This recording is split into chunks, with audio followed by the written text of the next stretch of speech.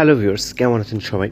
আজকে কথা বলবো জনপ্রিয় ওয়েব সিরিজ স্কুইড গেমের মতো আরো 2টি ওয়েব সিরিজ নিয়ে, যেগুলো দেখলে আপনি স্কুইড গেমের কথা ভুলে যেতে পারেন।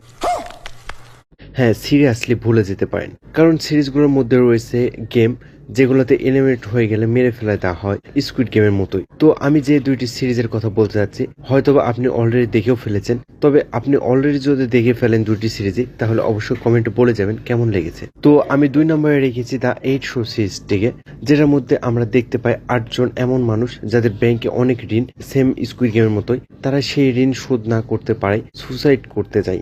ইভেন ব্রিজ থেকে লাফ দেবে এমন সময় দেখে তার অ্যাকাউন্টে টাকা ঢুকতেছে আর নোটিফিকেশন আসছে। তখন তারা ভাবতে থাকে কে এবং কেন কোথায় থেকে টাকা পাঠাচ্ছে। আর ঠিক সেই সময় একটা গাড়ি আসে আর তাদেরকে তুলে নিয়ে আসে একটা অচেনা বিল্ডিং এ, যেখানে তাদের গেম খেলতে হবে। আর সেটা গেমের রুম ছিল।